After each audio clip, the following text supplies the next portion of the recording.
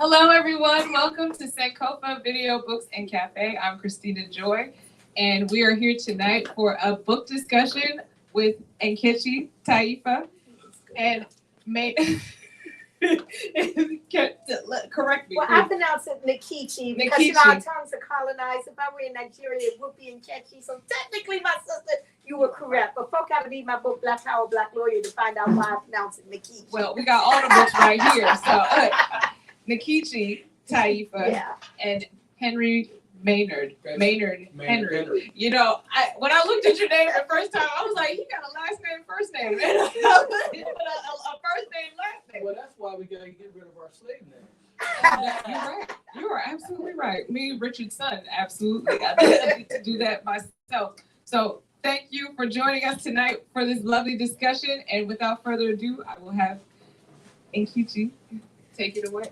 All right. Thank you so very much, Christina. And thank you, Sankofa Bookstore, the place to be. Yes, Sankofa, go back and fetch it. Yeah, let's give it up for Sankofa. Yeah. Oh, y'all just don't know how thrilled I am to be joined by my brother here, we're gonna be engaged in some discussion back and forth. And a lot of you may not know who this person is, who is sitting across from me, but everything that I expressed in this book, Reparations on Fire, How and Why It's Spreading Across America, everything that I expressed in my memoir, Black Power, Black Lawyer, comes from his royal lineage line, okay? Maynard Henry is the great nephew of my number one mentor, Imari Obadele. Yes.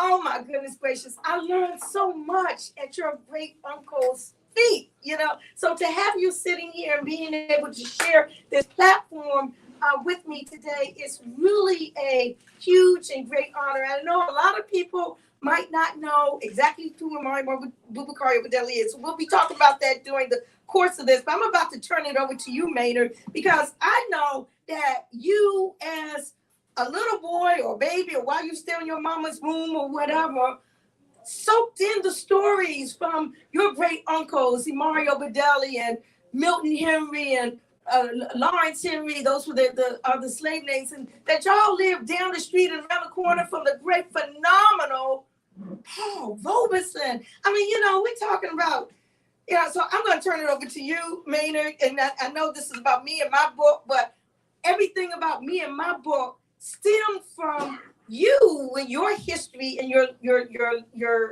lineage. I'll just use that word that's being tossed around in the reparations field right now. So go and take it away, Maynard. Thank you very much, Nkechi. It is a pleasure and it is an honor to be here with you and with all of you here.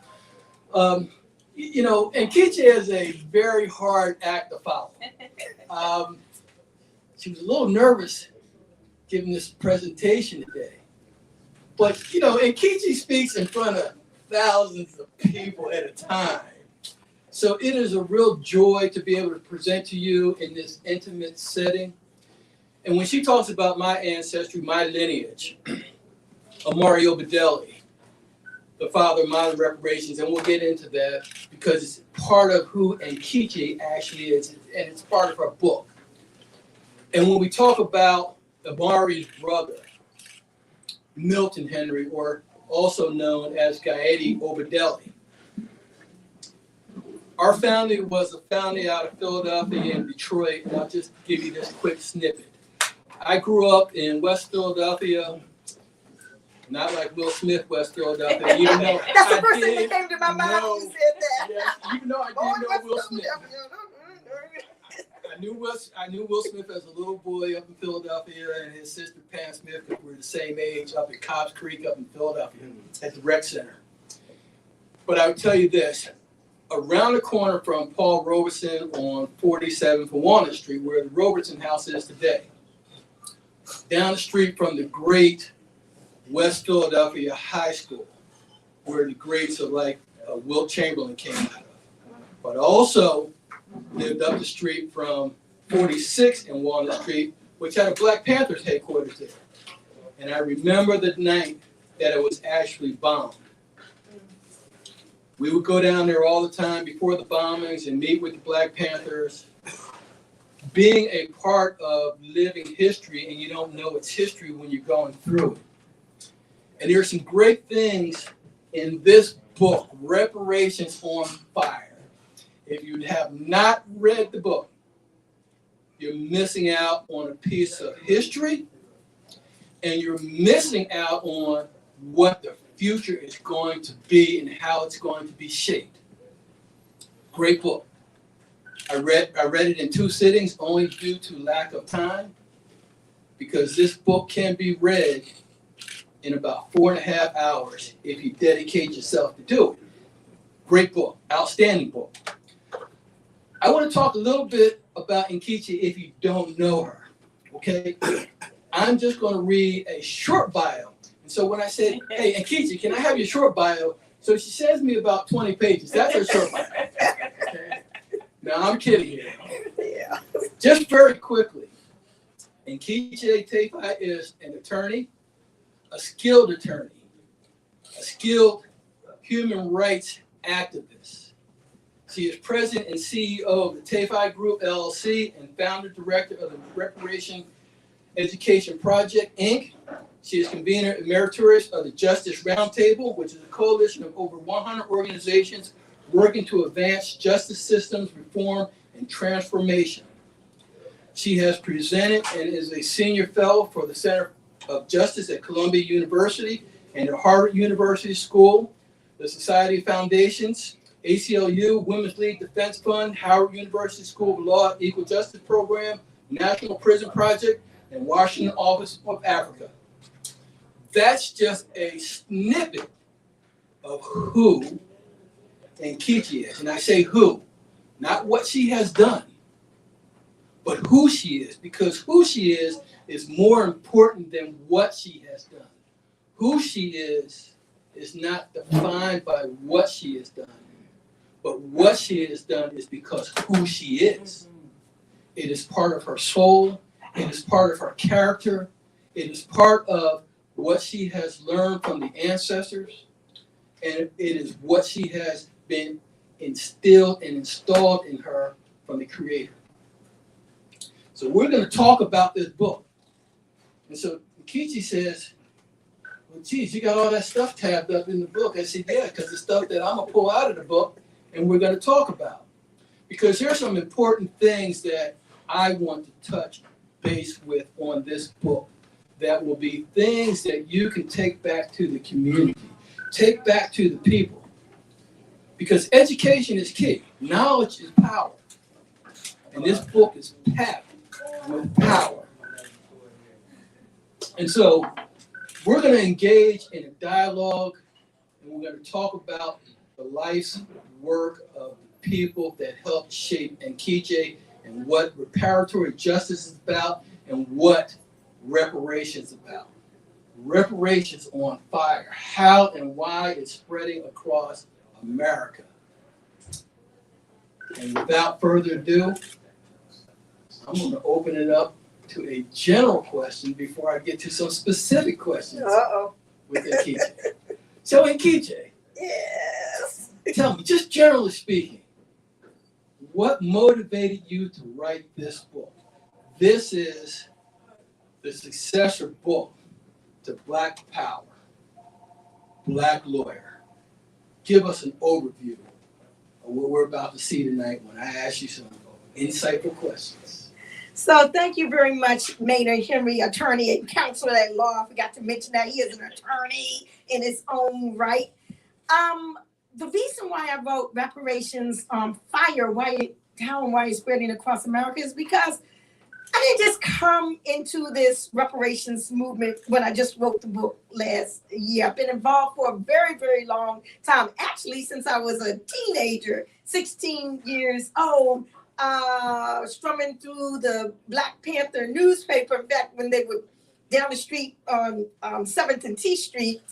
And that point number 3, talking about the concept of reparations, 40 acres and a mule, it just always struck me as something that made a hell of a lot of sense, okay? And so I've been working on this issue through the Republic of New Africa and New African Independence Movement and just throughout my entire life. But just within the last couple of years, 2020, since George Floyd, shall we say, what I call the Emmett Till of the 21st century, and all of the momentum around that and the blinders being taken off of people's eyes in terms of what is and is not happening in this country, and the receptiveness of the community, just ordinary brothers and sisters on the corner to this concept. This issue has been just spreading across the country. And I wanted to document that it didn't just fall from the sky when Ta-Nehisi Coates wrote that brilliant article in the Atlantic magazine, The Case for Reparations. It didn't just stop from the sky when Hannah Nicole Jones wrote that riveting article in the New York Times and got the Pulitzer in the 1619 project. That reparations is a long-standing principle of international law, which the United States government is very well and has participated in. And I learned most of this at the feet of your great uncle, Imari Abubakari Obadele, who he's ancestor now, Ibaye, bless his soul. But he was the president of a movement that I became a part of when I was right across the street there, when I was a student at Howard University. He was in prison at the time, unjustly incarcerated as part of the FBI's once secret, quite illegal campaign to disrupt and destroy the movement called the COINTELPRO, Counterintelligence Program. And I reached out to him in prison by letter and asked, was there anything I could do to help when he was in prison? Oh no, that was the wrong question. Oh yes, because you know what he did, because you know what your great uncle was like.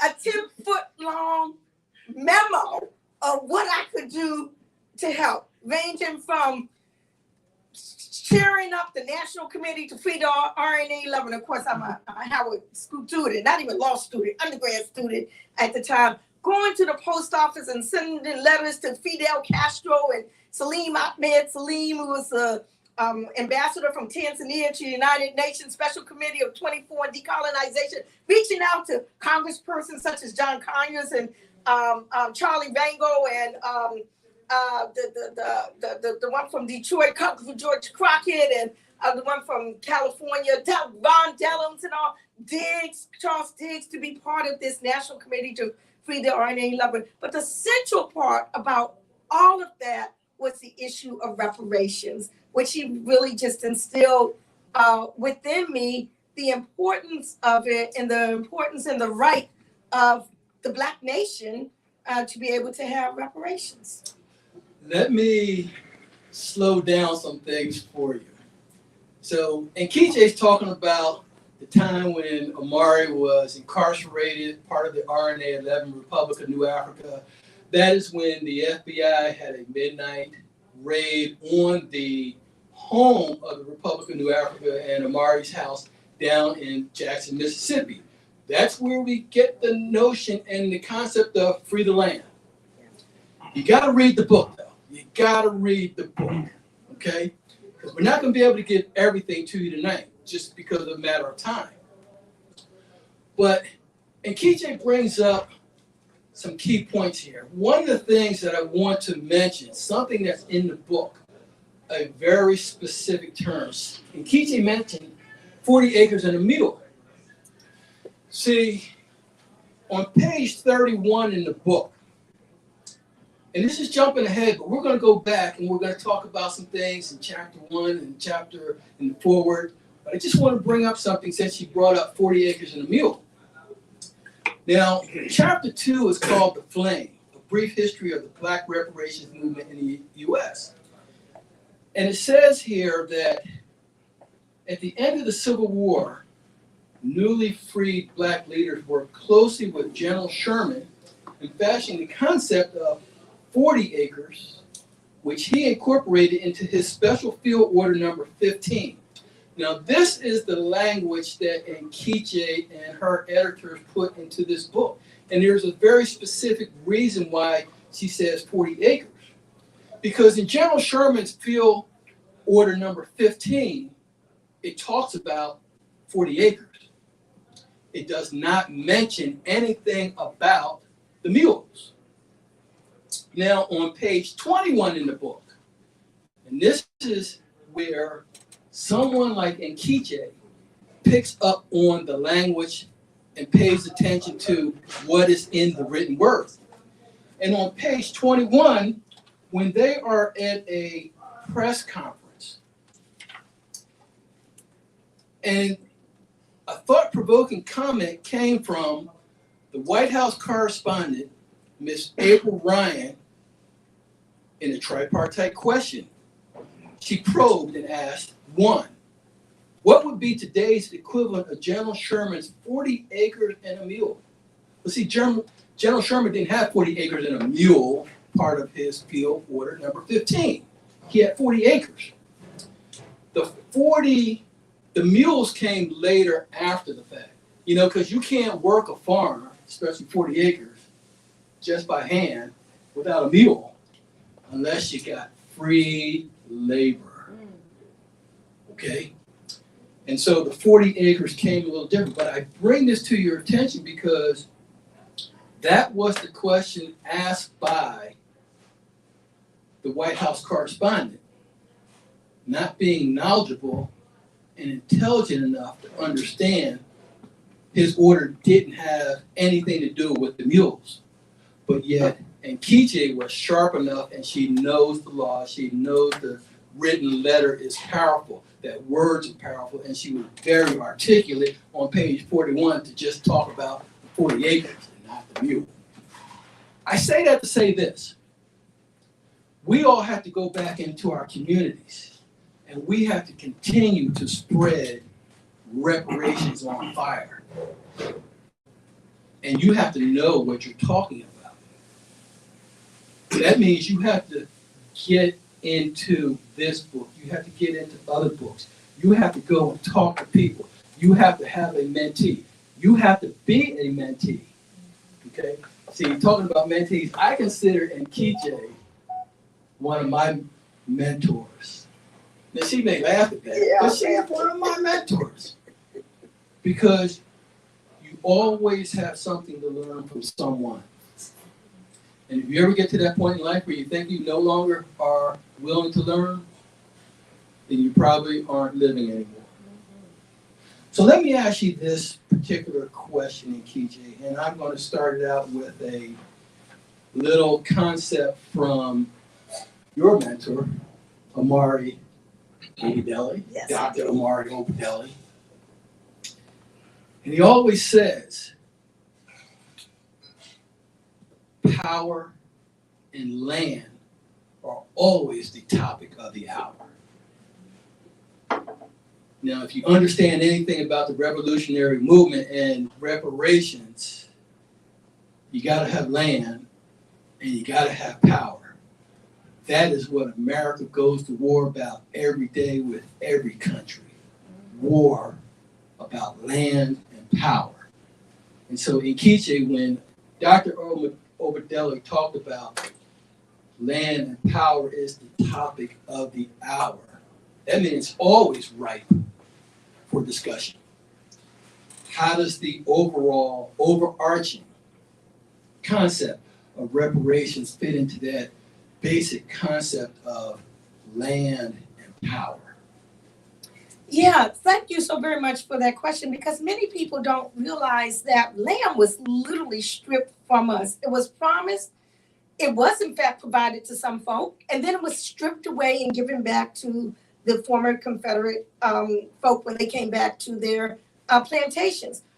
Black folk did not get the benefit of the Homestead Act, which after the enslavement era opened up land, the whole West, to a lot of immigrants that were coming over here. The whole issue dealing with Black farmers today, again, land being stripped, as Malcolm said, that Brother Imari says all the time, land is the basis of freedom and independence. If you don't have land or don't control over that land, this is what Brother Chokwe said, then you have a freedom struggle on your hands. So how does that relate to reparations? Well, reparations can be in many different forms, okay?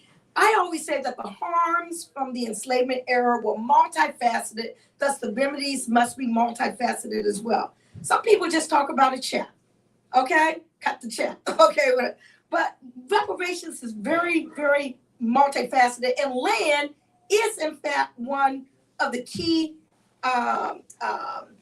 requisites for those who are interested in that for reparations. And in fact, Brother Imari taught me, because again, when we were dealing with reparations, we were talking about nation to nation reparations, i.e. the black nation, the reparations from the white nation to the black nation, similar to the state of Israel, where Germany paid reparations to the state of Israel. But the Imari was talking about reparations being paid to the colonized states of the Republic of New Africa, the unfree state, okay, so that it can in fact build and develop and become a free and self-determining entity. So land was always very, very crucial to that. And along those same lines, there were a number of different options that we had after the enslavement era that were never able to be manifested. And that's part of the harm. That's part of the harm that reparations seeks to remedy. There are some folk who want to repatriate back to Africa. Are they to jump into the ocean and swim naked? No, they should have the resources to be able to reintegrate back into whatever African society they wanted to come to. There are those who wanted to go somewhere else, Haiti, the Caribbean. You know, our families were fully separated. They should have that option. There are those who want to strive to make a multiracial democracy real. And for that, various policies and practices need to be changed to make sure that that option is a reality. And as Brother Imari said, there are those who want to establish an independent Black nation state on this soil, on land, okay, negotiate with the native peoples and establish a nation. So again, land is very much key to all of that. Wow. You know, Nkechi, you said a whole lot there. I understand that you said a whole lot there. Hopefully you also understand that Nkechi said a whole lot there. You know, she talked about going back to the motherland. You know, you may hear people talk about going back to the fatherland. We understand. We're talking about Afrika, and there's a reason, and Nkechi talks about that in her book, the different spelling between Africa and with a K, okay? But when you talk about going back to the motherland, Africa, and rematriating versus repatriating, see, because mothers are a very special part of life in general. I don't care what race you are, but it is very key and critical to our people. Before I had Nkechi talk about just motherhood and what it means to the movement. See, because she's more qualified to talk about rematriation and motherhood than I am, okay? She's not only female, but she's a mother. So she is much more qualified. I just wanted her to touch on that just slightly. But before I do, when she talked about rematriating back to Africa as one of the options, see, Marcus Garvey had that plan to rematriate before COINTELPRO assassinated his program, and he winds up back in his homeland, okay?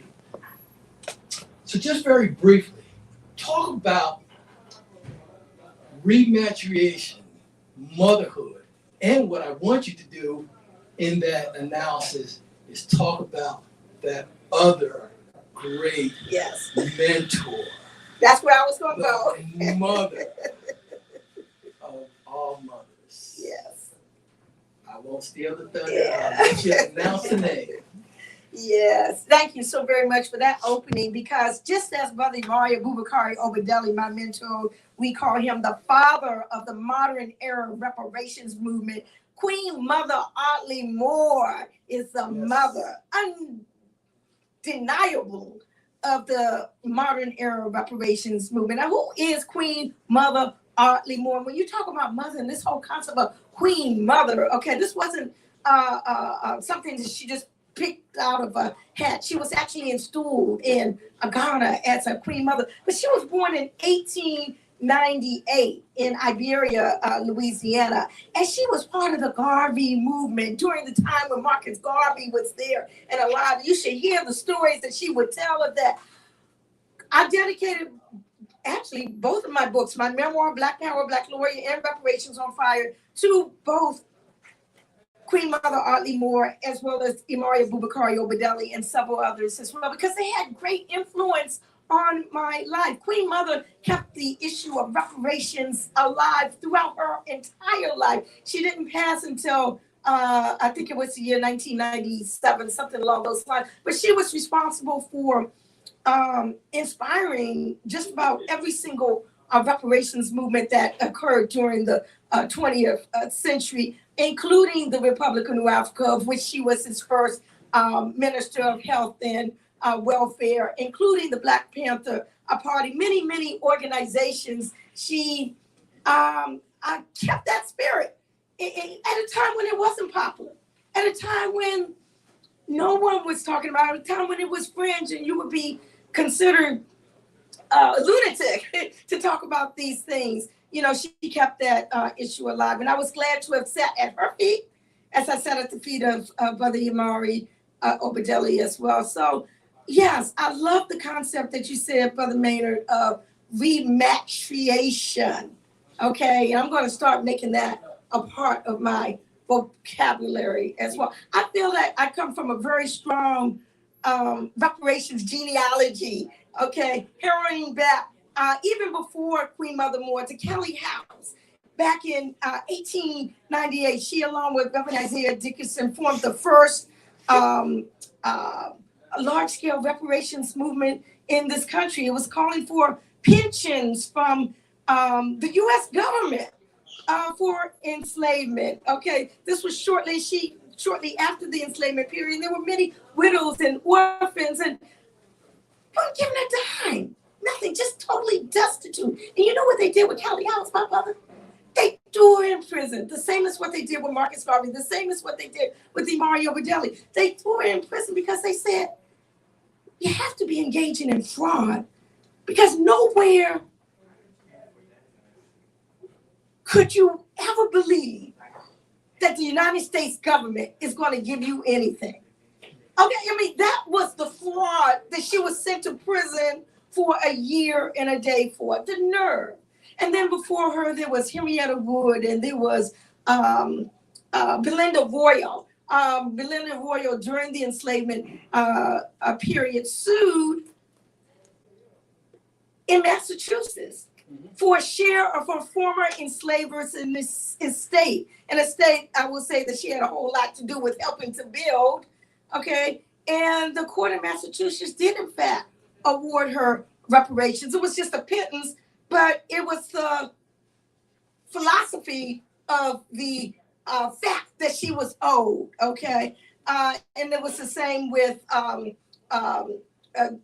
other, Henrietta Wood, shortly after that. So there's never been a period of time when we didn't talk about reparations, and always Black women, you know, have been there in the forefront. So Sojourner Truth and Harriet Tubman were talking about the same thing. We don't hear these stories, okay? But they are there. And we need to start, what I say, opening up these caskets. And I take that from Mamie Till Mobley, the mother of Emmett Till, who was viciously lynched and brutally mutilated and found at the bottom of Mississippi's Tallahatchie River. His mama said, I don't want to bury his memory under the rug. Okay, she said, open up that casket. She said, I want the world to see what they did to my boy. And as a result of that, all over the world, people began to see just what was going on in this country, similar to a century later what happened with George Floyd. And all over the world, blinders coming off of people's eyes. And again, all of that is part of what has led to what I call the resurgence of the reparations movement. It's because of your great uncle, Imari Obadele, that the longest serving reparations organization that still exists today in of which you, I think, are chair of its international commission, it's because of your great uncle that that organization exists. He issued the call for reparations loving people, and I talk about that in my book, Reparations on Fire, to come right here to Washington, D.C., and to put aside our differences and to form an organization whose sole purpose is the seeking of reparations. We worked very closely with Congressman John Conyers. I'm talking about in the late 80s, 1987 was when NCOBA was founded. And that following year, 1988, it was like the perfect storm. The Japanese American Redress Bill, called the Civil Liberties Act of 1988, had just been passed, where they gave reparations to Japanese Americans, $20,000 to each Japanese American detention camp survivor, a trust fund to be able to use to educate Americans about their sufferings during World War II, a formal apology from the United States government, and a pardon for all those who resisted detention camp internment. And we're looking around and saying, well, if they could do that for the Japanese Americans, surely they can do that for Black folk. So we worked closely with Congressman Conyers, and he introduced in 1989 H.R. 40, the Commission to Study Reparation Proposals for African Americans Act. We're still trying to get that passed today, though. We're going to get it passed, though. As Imari used to say, and I always say it too, we shall win the war. We shall. Okay? You overlooked a couple things, though. She didn't tell you some of the best parts, though, about Queen Mother Moore and her daughter. Oh, shucks. and Rosa Parks. Okay. Go ahead and tell. All right, Go proud ahead, mama. tell. Let this be a proud mama moment. All Yes. right. Okay, yeah. Well, these were during the days when we didn't have the cell phones and all like that at our disposal, but we did have little cameras, okay? And oh my gosh, my daughter was just a little baby, but I was elated that both Rosa Parks as well as Queen Mother Audley Moore at the same convention in Detroit, this was an NCOBA convention, nestled my little baby girl in their arms, and I snapped that picture and I have that today. So that's a proud mama moment. Because that's important. That's history. See, that's history in the making. For her to be nestled in the arms of the mother of the Civil Rights Movement, Rosa Parks. For her to be nestled in the arms of the mother of the Reparations Movement, Queen Mother Moore. That just, melted my heart. You got to make sure you have that moment. See, it's not just a mother moment or a gloating moment. It is, as you said, a part of life, a part of history. And so it's important that it is mentioned on the record. You also talked about the 1988 Civil Liberties Act, reparations for Japanese that were incarcerated during World War II. But you also have to understand that the Civil Liberties Act gave reparations to more than just the interned Japanese. White people got reparations out of that too, because some of the Japanese were married to, guess who? White people. So they got reparations as well. The act also allowed for reparations for the people of the Aleutians. That's up there in the Aleutian Islands up off of Alaska. See, because in most pieces of legislation that deal with money in America, it's always got these riders on it. And so everybody's got a little piece of something to the pie. And so we want more than just our piece of the pie. And so Nkechi is right. If they can have reparations for the Japanese American and some other folks that weren't Japanese American, where's our 40 acres and a mule? But more importantly, what are we going to do with our 40 acres and a mule? You can't go back out here and go spend it on Nike and everybody else and circulate it back into the white community. You know how money circulates in the Asian community and within the Jewish community? 8 to 11 times before it gets back out to the general population. You know how many times money in the African American community goes back out into the public, into our community? About 2, 1.5, depending on whether it's Black Friday or not. Okay, so we're gonna have a Black Friday. We need to have a Black Friday, economically speaking. I want to touch on something that is also at the root of this reparations on fire, and that is touched on in the book. One of the things that you have to understand, and Nkechi alluded to this, when you talk about some of the options, do we rematriate back to Africa? Do we have a plebiscite, a country within a country? Our 5 states, okay? Our 5 states, a country within a country, a nation within a nation. Or do we try to fully integrate and have not equality, but equity? Here's what's at the root of that. The 14th Amendment. See, most of us think that we became free by Lincoln's Emancipation Proclamation and we became citizens by the 14th Amendment. But what happened with the 14th Amendment? It told us, it told you that you were going to become citizens. You were told. You weren't asked. You didn't have a choice. You know, part of this reparatory work, reparatory justice, reparations, is freedom of choice. That is why we want to have freedom of choice, whether within our context and framework of reparations, do you want to go back to the motherland? Do you want to have a nation within a nation? Because it will be just as European of us as our people to say, we all must go back to the motherland, or you must all integrate, or you must all have a nation within a nation. That's not, and it takes away from our right to self-determination. And that's what the 14th Amendment did when it told you and told us that we were going to be citizens. That is at the root of reparations on fire, that we have a right to self-determination, and that all plays into the concept of land and power. Notice I did not say wealth, because with land and power, you can incur wealth. Without land and power, and without a right to self-determination, none of us have wealth. I don't care whether you have $20,000 in your bank account right now or $20 million. But until you have land and power and that right to self-determination, you do not have wealth.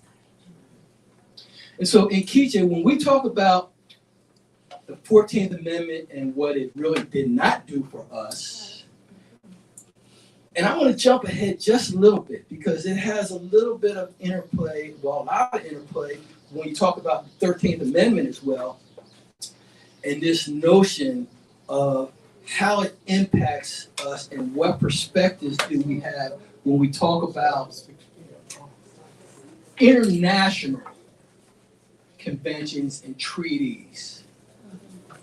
Just touch a little bit on, because I know I'm jumping ahead where we could talk about some of the stuff that's local, not only local municipalities and churches and universities. We're going to touch on that.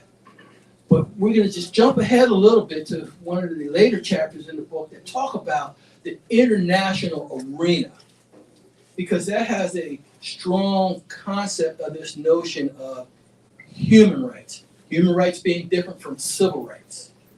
Human rights is a broader sense of right that comes from not only the international community, but it also comes from a greater concept that is not necessarily just man-made, human-made. And so can you just touch on that concept of how the international law intersects with this thing called reparations for our people? Yeah, thank you so very much for that question. And yes, I have a whole chapter dealing with that. Reparations is not just confined here locally or domestically, but it is a global phenomenon, and it is on fire all over the world. Whether we're talking about in the Caribbean, whether we're talking about South America, whether we're talking about in Europe, it is happening, okay? In fact, the organization that I am a part of, NARC, the National African American Reparations Commission, got its inspiration of his 10-point program from the Caribbean communities called CARICOM's 10-point reparations program that they have for their former European colonizers. So I know you just came back from Geneva. I know reparations was on the lips of many people who were there in Geneva dealing with the permanent forum for people of African descent.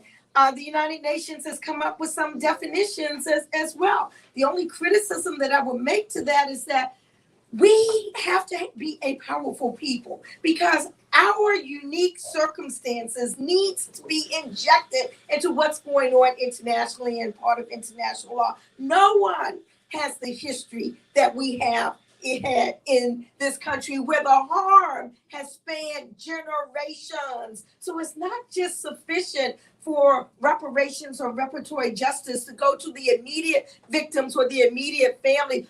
Our harm goes back much further and further and further.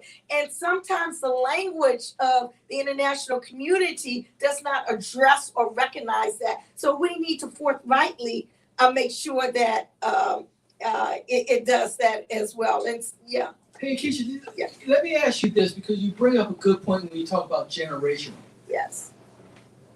I also like to use the word, and Brother Cam is very big on this, and I think it's something that needs to continue to be studied and researched. And when we talk about generational, we use the terminology sometimes called intergenerational Epigenetic inheritance, trauma. Harm, trauma. Yes. And see, what people don't understand when it comes to our people and chattel slavery is that we have harm that is passed down from generation to generation, and everyone says, no, it is not.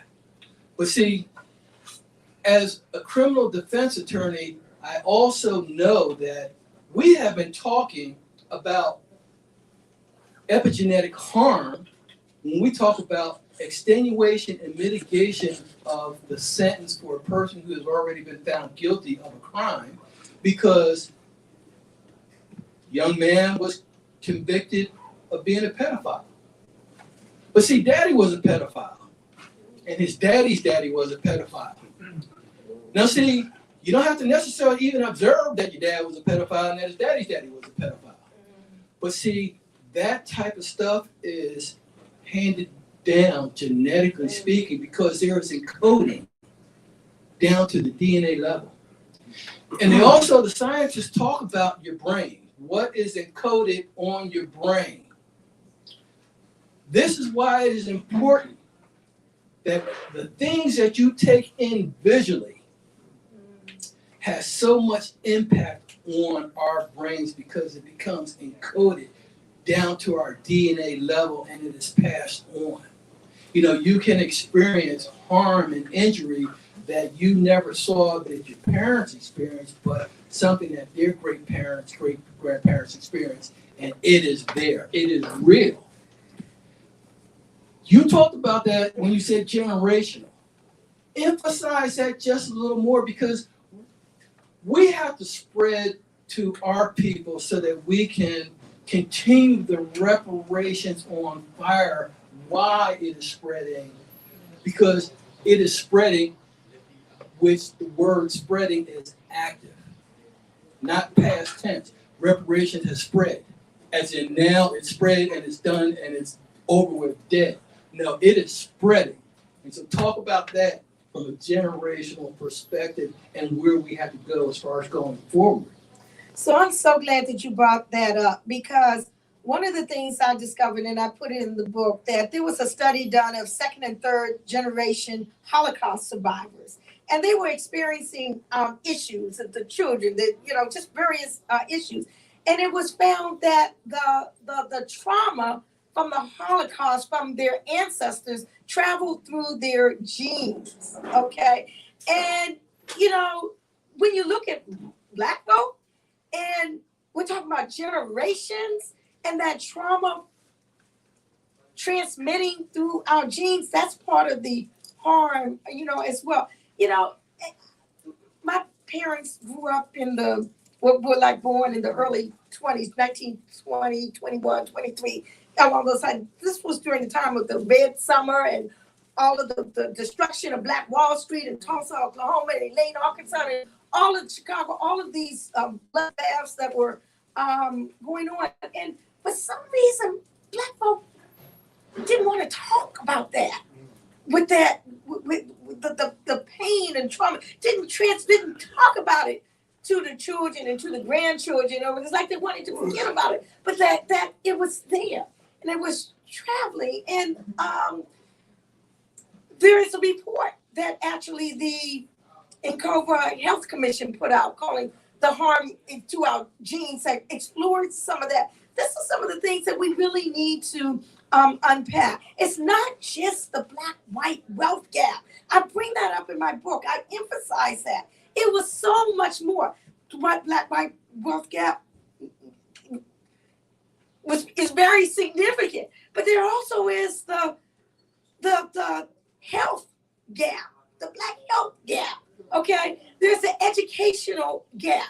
There's a cultural gap. There's a self-determination gap. All of the fact that we're walking around here, many of us, with the names of our colonizers, okay, embedded into our brains. I just want to bring up something because I don't want to forget this, because most folk don't realize this isn't something unique that we're asking for.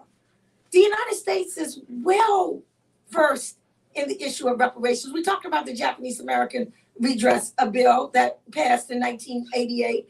But I found out not too long ago that in 1898, the descendants of 11 Italian lynching victims in Louisiana, their descendants received cash reparations from the United States government as a result of them being lynched. And I'm thinking, whoa, excuse me. How many of us have been lynched? I just came back from Selma, Alabama, from the Lynching Museum, the National Museum of Peace and whatever it's called. I still call it the Lynching Museum. You know, over 4,000 documented cases. We're not even talking about the thousands that have not been documented, and not one pittance of reparatory justice, you know, for us.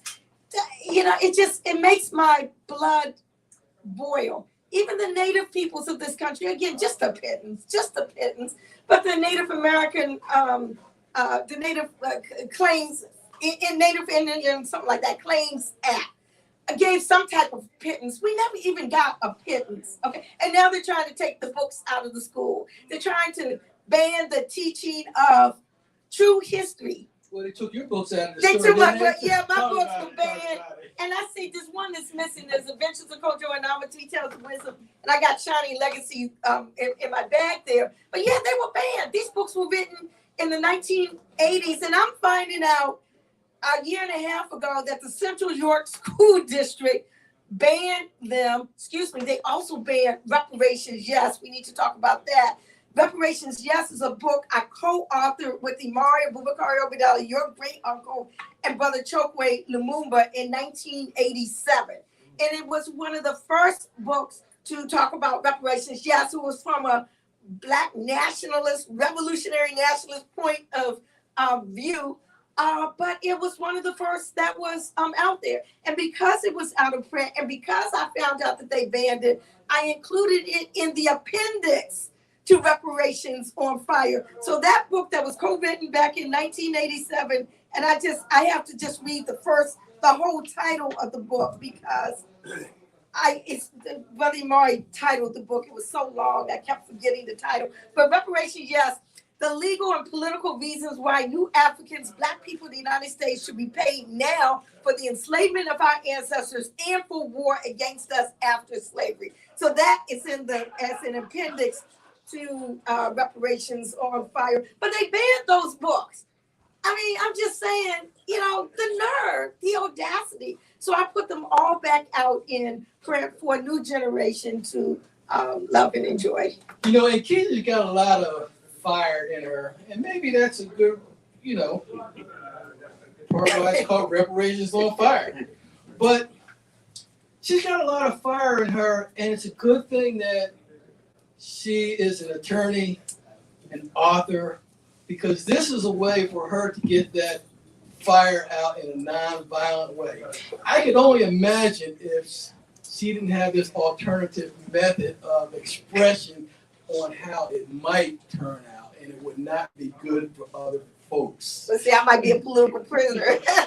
She might I work be. to free political prisoners. Maybe somebody people have to be working to free me. Well, every lawyer needs a good lawyer.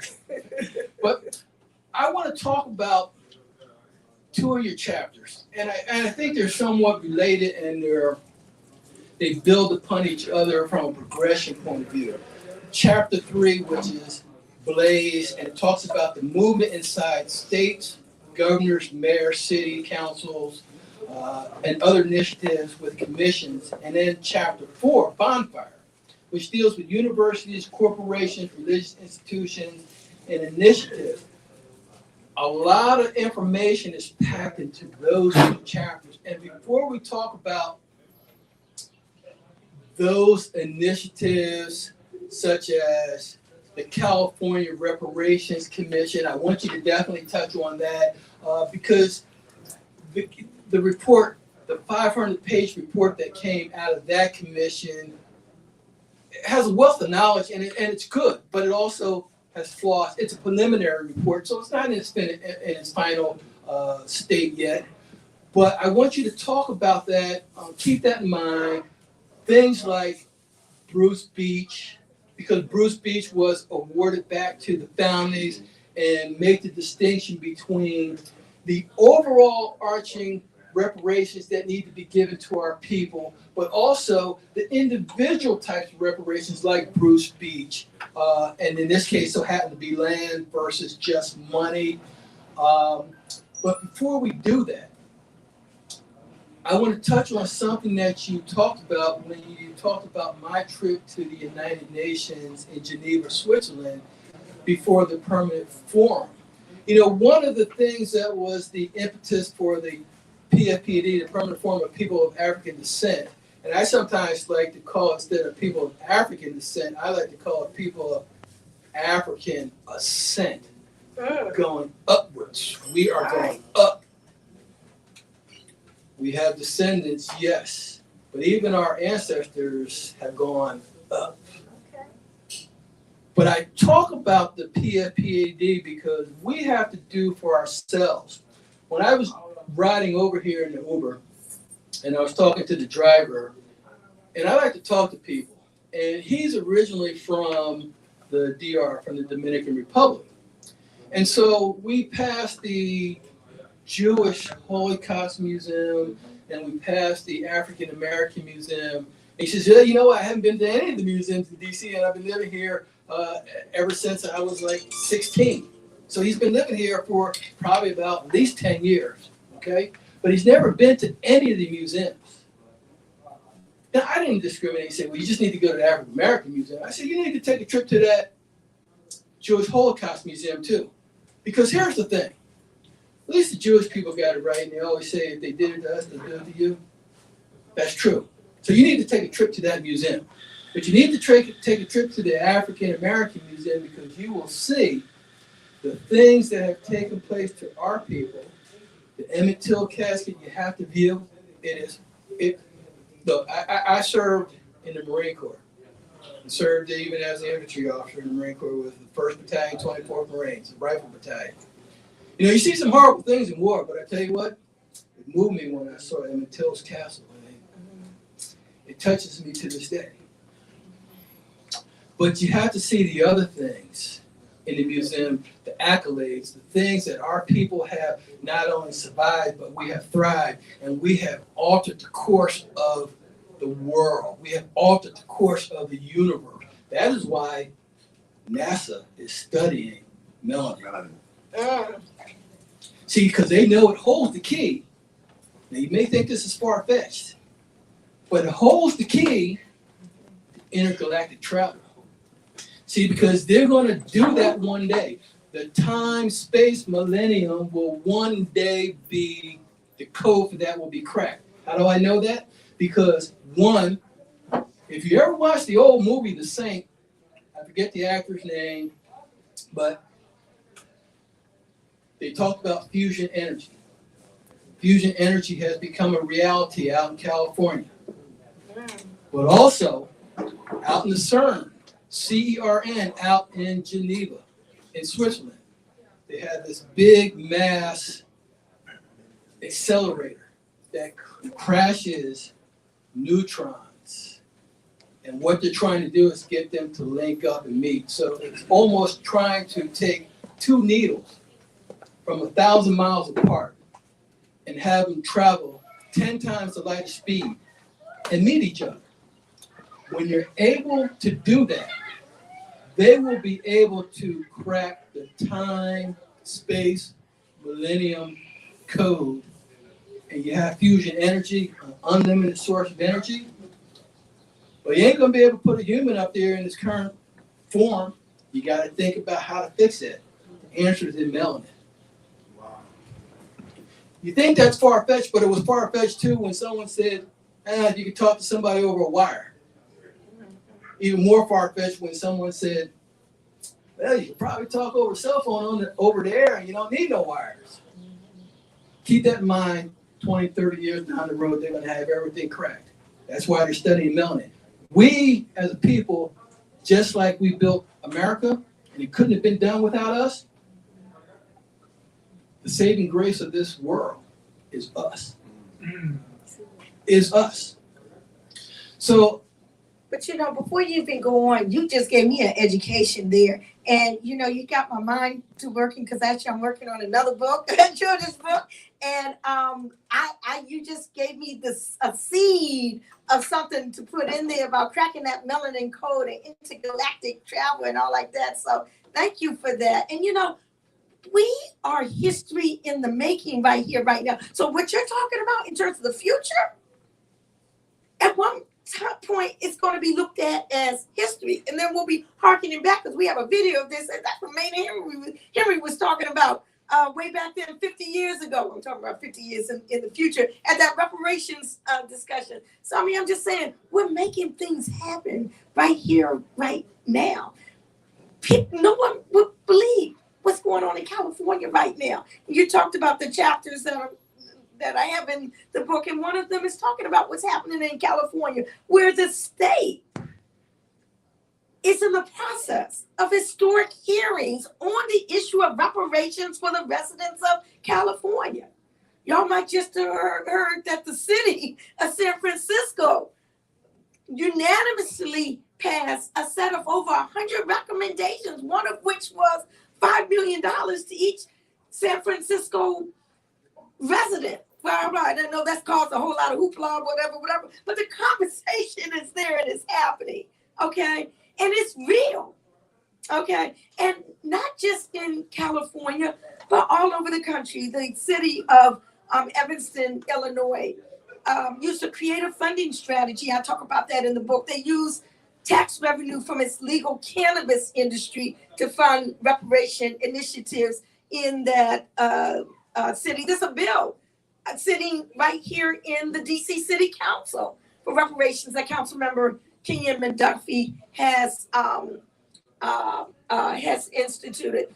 So yeah, reparations is on fire. It's spreading all over the country, and it's not just states and local and the federal government, but it's also academic institutions. Harvard University, okay, has just allotted $100 million towards the issue of reparation. Let me tell you, that's just a drop in the bucket for Harvard University. I'm just telling you. The Episcopal Church, the Catholic Church, religious institutions, and private estates. You talk about Bruce's Beach, where rich beachfront property that was just stolen. That wasn't a unique situation. Our property, our land was being stolen all over the country. But in this particular situation in California, there was a lawsuit, and the land was ceded back to the descendants. In Virginia, where you live, there is a lot of land that's now golf course, and the bricks, it's not bricks, I forgot what it's called, but from that land has been used to build the old executive office building on the grounds of the White House, the Virginia courthouse, all of these things. So all of these are instances that need to be compensated for and redressed. So that's an example of private estates. But I want to also make sure that we have time for Q&A. I think we're going to go to about maybe about 15 more minutes and then Q&A. Yeah, talking about time, we thought, well, maybe we won't have enough to talk about. But we haven't even begun to scratch the surface of the book, let alone what's inside Nkechi's head. Okay? But you know, whenever you put two attorneys together, and we're used to getting paid by the hour anyway, so you know, well, we you can talk work for the forever. law firm. I'm in public interest. I barely get paid. So, I need my reparations. so we definitely want to leave time for questions and answers, that's for sure. Yeah, you know, local municipalities, state governments, private institutions, insurance companies. You know how much money was made by insurance companies? Yeah, off they the back insured of us. Yeah, we would use as collateral. You know. You also talked about, you know, reparations of, you mentioned the Italians that got the reparations. Yeah. Well, as you all know, and if you don't, you know, when the enslaved people were freed, well, the slave owners got reparations. Right. The slave owners got reparations due to the loss of free labor. What's wrong with that picture? And that was right here in D.C., the D.C. Compensating Emancipation Act. Paid white folk, okay, at the end of slavery. What did they give us? Nothing. You know, we are not a people of retribution. See, because if we were a people of retribution, this country would be a total bloodbath by now. See, because we have no concern about a rebellion, armed rebellion, whether we would win the war. See, because you don't have to be heavily armed to win a war. The Spartans knew that. It only took 300 to hold back a whole army. The Vietnamese knew that. Ho Chi Minh knew that. And they took America to the task and put them at their knees. Now, I will say this, though, real quickly, though, about Vietnam, real quickly, just as a segue. Yeah, see, America won the war. You know how you can tell Americans win wars? Ain't the fact that who killed the most people. Just go look and see what corporation, what language is being spoken in that country. And you can tell who won the war. Go look at unified Vietnam these days. Looks just like America, without all the American problems, so racism now. They got the corporations in there, the American corporations, the McDonald's, Coke, everybody else. The music, I think America probably won that war. Because that's what it's all about. That's where I started this conversation. Land and money for America. And so when we talk about our people, this is not a violent revolution. Oh, I want to touch on something that Nkechi said. When you talk about what institutions are looking at and paying reparations and giving reparations. You know, Georgetown University, built on the back of enslaved people. Always, you got to be careful about your words. We're not slaves. Our ancestors weren't slaves. We're not slaves. They were enslaved. See, because you weren't born a slave. You might have been born into slavery, or your ancestors were enslaved, but you are not a slave. It's an important distinction.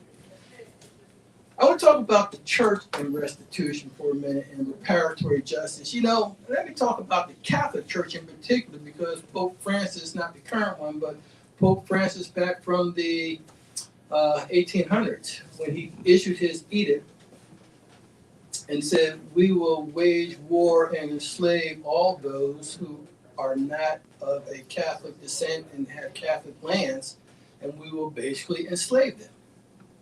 He issued a war, a crime against humanity, and Nkechi talked about that earlier. See, we were kidnapped from our homeland. And what we're doing today is one of the things that we're also working with ADDI is a right path to citizenship back to Africa. See, because we shouldn't have to go through the normal immigration process that you have to do in most countries to get a green card or whatever it may be, or to get a passport. We are already citizens of Africa. Why do we have to go through the typical immigration process? And so when you talk about the Catholic Church, let me just say this. The Catholic Church, the Bible, the scriptures, the philosophy behind the scripture was that a man died on the cross for others to unify sinful man back to God, a repair of the breach. See, because there's been a breach between the relationship and us and America, so there needs to be a repair of the breach. And scripture also talks about reparatory justice. But yet the biggest offenders of and those that are deniers of reparatory justice are those of the faith. But it ain't just the Catholic Church, it's the Protestant Church. Yeah. I'm gonna stop there because it'll relegate down to a downward spiral on my lack of love and respect for the church, because they were the original sin on this sin to us. Yeah, a lot of people don't realize that, but that's part of history. I mean, I'm just saying it is, and it's in the history books and the like, and there needs to be an atonement. And that's what we're all about. And one of the things I wanted to share, if I can, is praise for the book. People who wrote Absolutely. Praise on the back of the book, because it actually goes along with each one of the areas that you've touched on, the federal, the state, the local, the international, as well as entertainment. We didn't talk about that. But Congresswoman Sheila Jackson Lee, who's the lead sponsor of H.R. 40, the federal bill, wrote praise on the back of Reparations on Fire. She said, this powerful book on reparations is clear evidence that attorney Nkechi Taifa has been unceasing in her lifelong commitment to telling the compelling truth that America must repair the impact of enslavement on African Americans. And then Erica Alexander, I don't know if y'all remember Max from Living Single. She actress, activist, producer. She wrote. She produced a documentary called Good Trouble about John Lewis, but she also just produced a documentary called The Big Payback, which is about what? Reparations. And she wrote, quote, if Good Trouble had a baby, the name would be Nkechi Taifa. Her incomparable work with systematic reform and reparations for African Americans is a game changer, and this book is her blueprint. And then Robin Bruce Simmons, who is the alderman in, former alderman, they call it alderman. I always say it's an alder person, but whatever. In Evanston, Illinois, and now the head of organization First Repair, she wrote, Sister Nkechi's epic history of fighting for reparations as an activist and lawyer uniquely qualifies her expertise.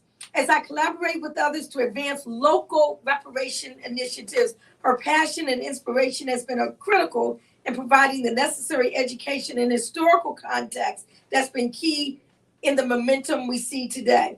And Dr. Cheryl Grill, she is a commissioner on that California Reparations Task Force. So I said right now is engaged in historic hearings, the first state in this country to hold a reparations commission. She wrote, author Ayikwe Amar, and I'm sure Sankofa Books has his books here. One of them was my favorite book called 2000 Seasons. But she said, author Ayikwe Amar once stated in The Healers that, quote, sometimes a mind here and a mind there refuse to die under the weight of white supremacy.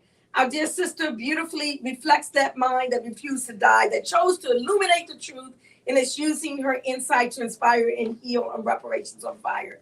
And then finally, Professor Justin Hansford, who is the U.S. representative to the United Nations Permanent Forum of People of African Descent, what we were talking about, said, quote, Reparations on Fire, both reparations is on fire, both domestically and globally, and Nkechi Taifa's countless contributions have been fundamental to its rise. So I just wanted to share a little bit about that.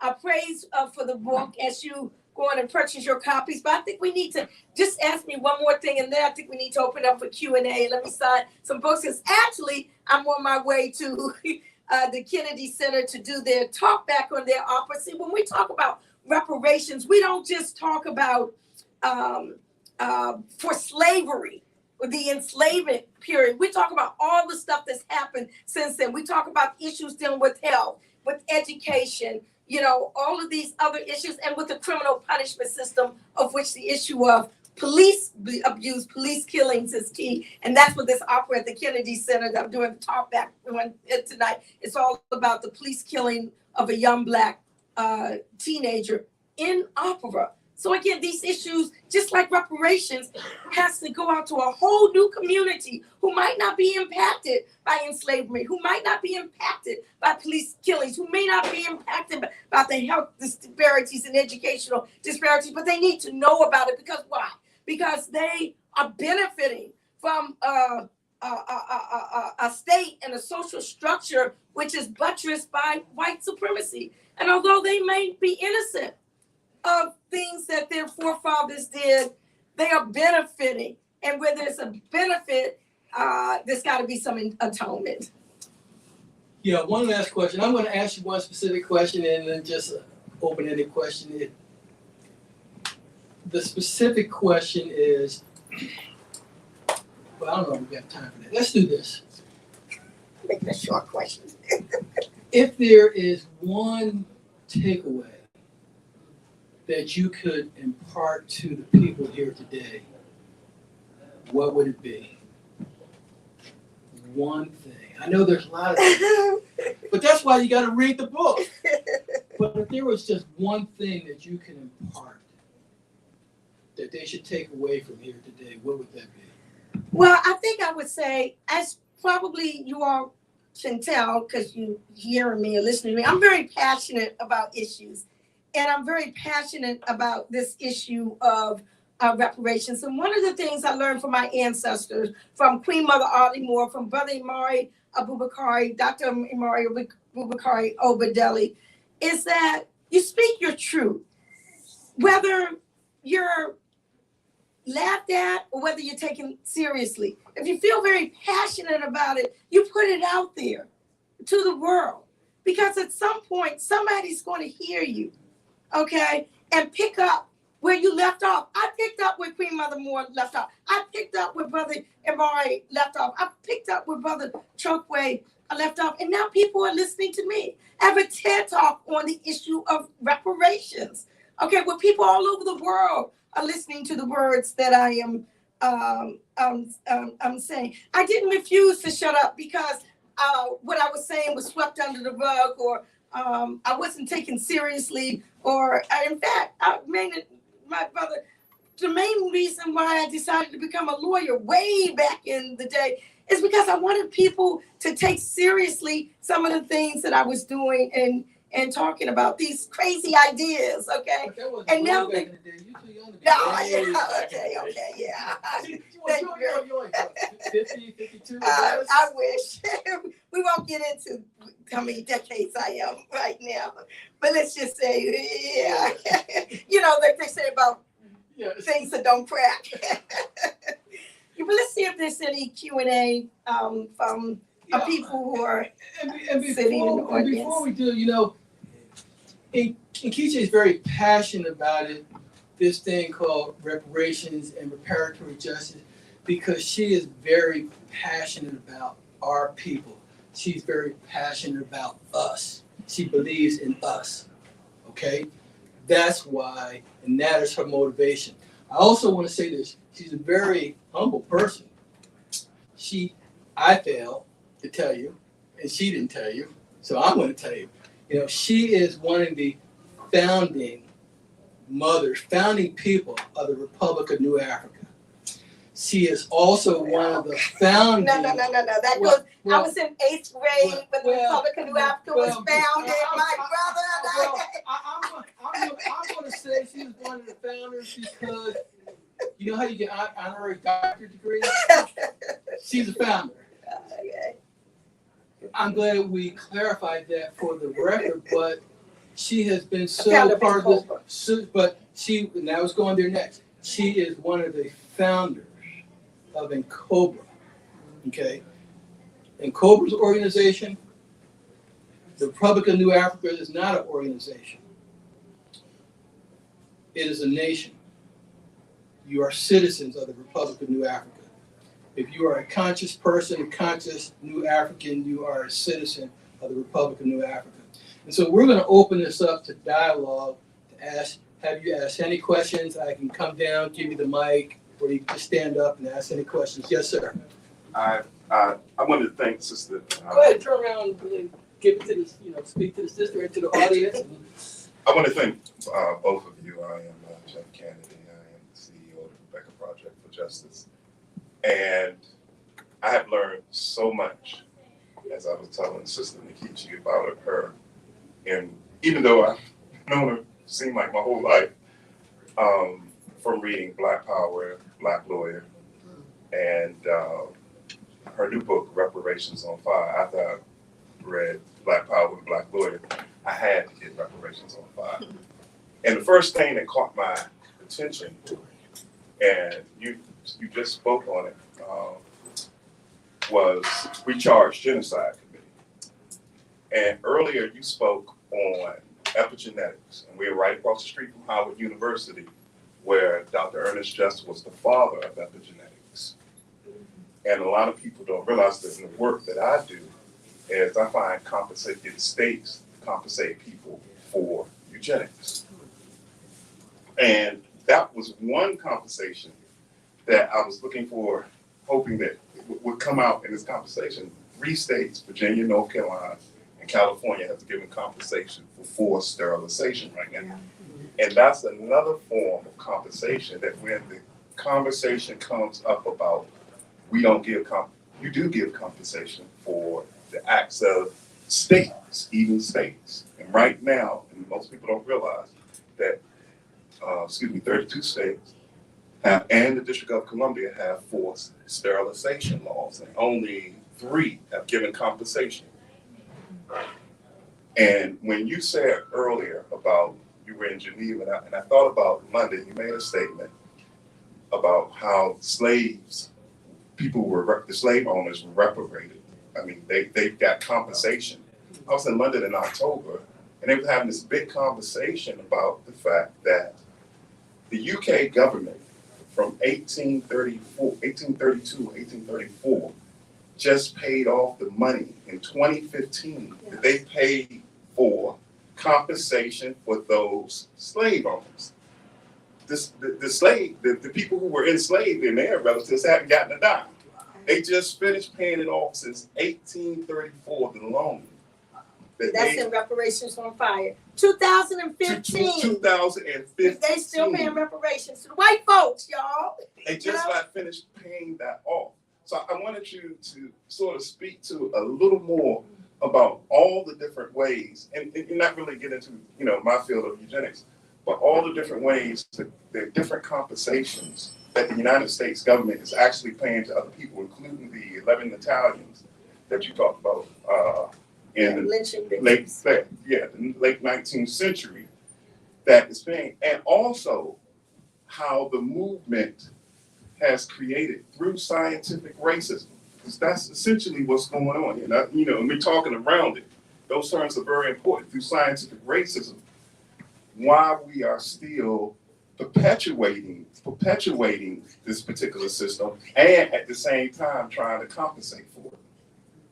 Yeah, well, you said a whole mouthful. The one thing I want to also mention, and that's in the book as well, Haiti, which was forced to pay reparations to France for their freedom in 1803, was paying reparations to France all the way down through 1947, long after both the formerly enslavers and enslaved were dead to their descendants. So, why is it, again, that,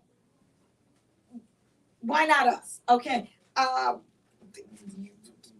folk who are coming over here. Now, I'm just saying, I feel for them. And yes, the country should do what it should, but people coming from Ukraine and from Afghanistan and all like that, the red carpet is plowed out and money said, no one says, well, there's not money in the coffers to be able to pay for these things, but only when it comes to us. Now, I will say that there have been little pittances that have come through, such as in Tulsa before you all's lawsuit, there was some little pittance there in Rosewood, Florida. And the only way y'all knew about Rosewood, Florida, there was the movie that John Singleton did called Rosewood. That's all. I didn't learn about it in school, okay, in terms of, again, the bloodbath that happened there.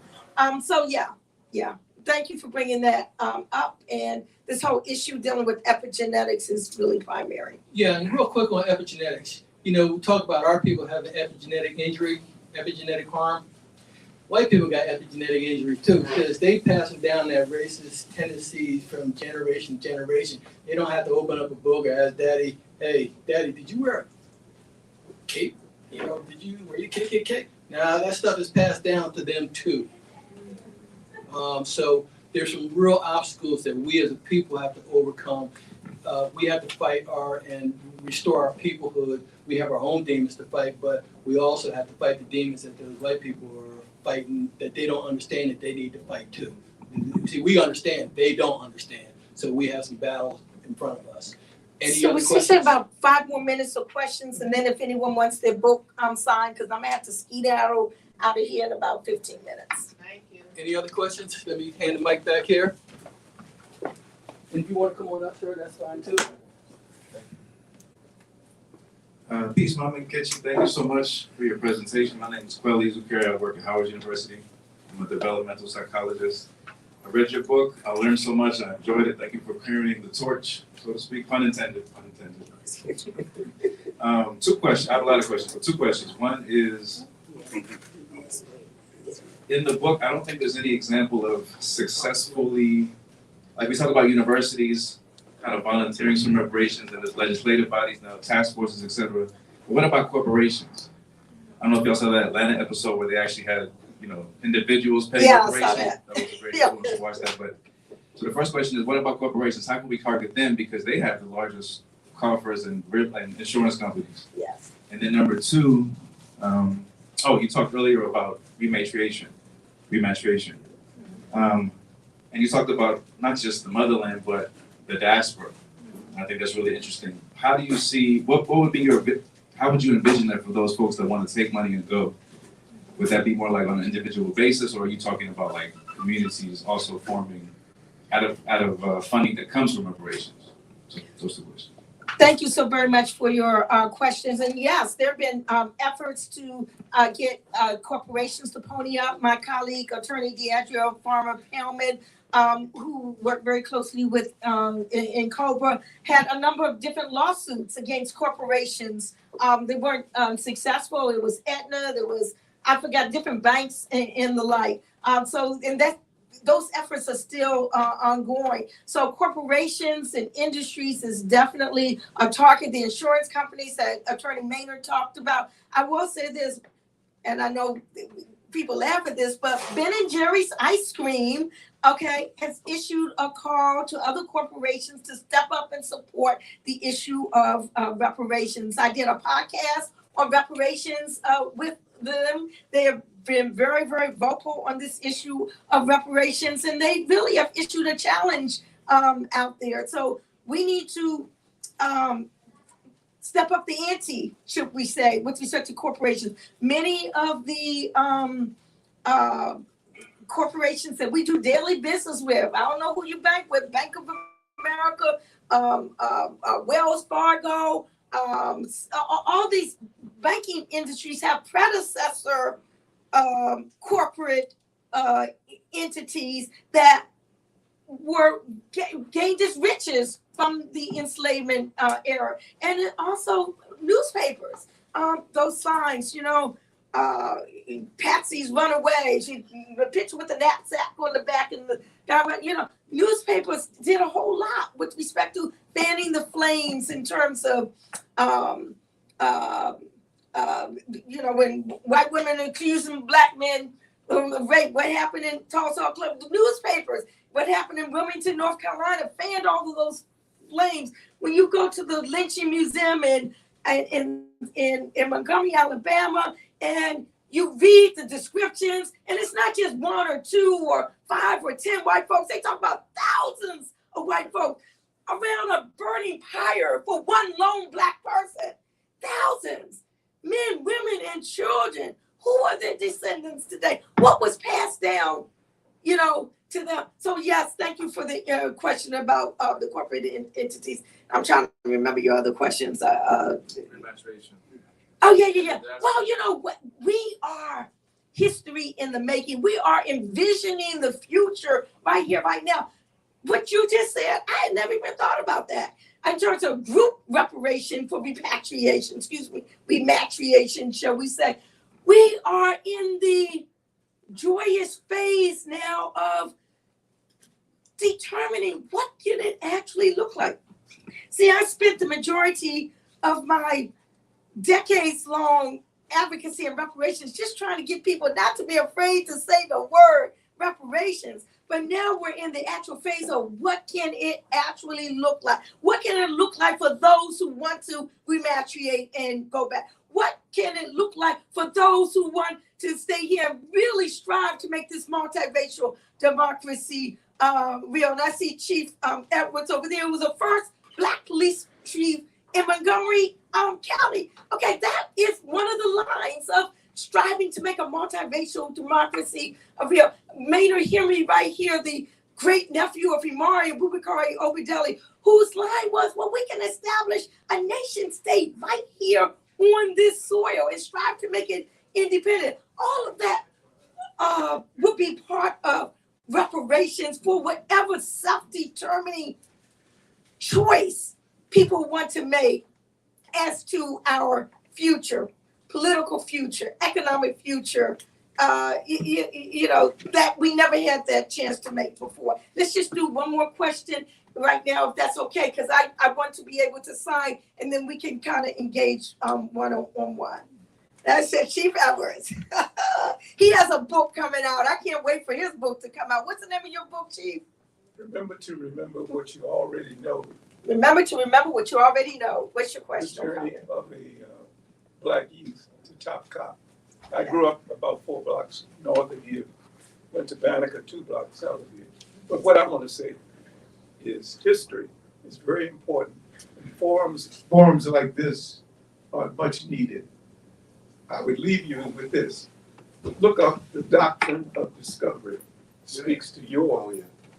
The other thing is so many of us go to church, but read what Paul has to say about servants be obedient to your earthly masters, no matter if they treat you badly. And only a fool would believe that. Thank you. Thank you so very much for that. Oh, Mama Aida. Oh, my goodness. Any other questions before we go to the book signing? Any other questions? So we're going to close this out and go to the book signing. What I do want to say in closing, though, is this. Nkechi said it, this thing called reparations is multifaceted. It means a lot of different things to a lot of people. As long as we have solidarity of purpose as a people, we shall win the war. And in the words of Malcolm X, as such, a long overdue reckoning on race is being called for throughout the diaspora. And in the words of Malcolm X, in this day, at this time, which we intend to bring into existence by any means necessary. Ashe. I want to, you inspire me. I just got to, because let me just. I told you can't help a lawyer from talking. I just want to say about the theme of fire, if I can. Okay, as I have in the beginning of the book, I said fire is one of the 4 main elements found on earth. It is the only element that humans can produce on their own. So it bridges the connection between the spiritual and the physical. Fire illuminates, purifies, and brings warmth, but can also cause pain, damage, and destruction. It can symbolize the eternal flame of hope or signify ruin and demise. The spirit of reparations is spreading across the country like fire. Whether it heals or consumes depends on how America responds to its long overdue debt. Reparations on fire. Thank you, Sankofa. So I would, if anybody wants me to sign, just come on and make a line or bring your book on. Oh, where did they get the book from? We sold out already. You sold out? Oh, really? I did what a lot of people who came early and I signed books before we started. They've been selling here all month. Well, it's been selling on, so tell people. They're also available online as well. We also have copies of Black Power, Black Lawyer. Okay, Black Power, Black Lawyer. Okay, so how white spreading across America. Let me just. So, are you going to order